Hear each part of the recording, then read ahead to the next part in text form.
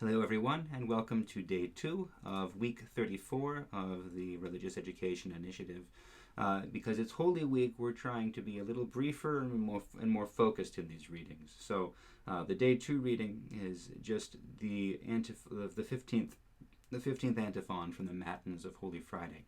Now during Holy Week, we read the Gospel accounts of the Lord's crucifixion at the Matins or Orthros of Holy Friday, which normally would be the morning service on Friday, but we celebrate it Thursday evening at what is often called the 12 Gospels service. So our church tradition CT reading this week is the hymn that is sung while the cross is processed through the church that evening. In Greek, Simeron Kremate. Today is suspended. So we'll read this now. Today, he who suspended the earth in the waters is suspended on a cross. Today, he who suspended the earth in the waters is suspended on a cross. Today, he who suspended the earth in the waters is suspended on a cross. The King of the angels wears a crown of thorns. He who wraps the sky in clouds is wrapped in a fake purple robe. He who freed Adam in the Jordan accepts to be slapped. The bridegroom of the church is fixed with nails to the cross. The Son of the Virgin is pierced with a spear. We worship your passion, O Christ. We worship your passion, O Christ.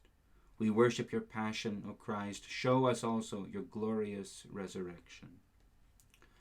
Now this hymn is really saying the same basic point as Isaiah was saying. Isaiah spoke in prophecy, and the hymnographer here speaks in poetic language for a hymn. But what he's doing is juxtaposing the creative power and agency of the Son of God with the humiliation and suffering that he endures at the hands of us, of sinful and fallen humanity, for the sake of saving us. So it juxtaposes the suspension of the earth. It says in the waters, but we can understand with our modern understanding of science, suspended in space. He who suspended the earth in space is suspended on a cross. The King of the angels was a crown of thorns, emphasizing his kingliness, but in mockery.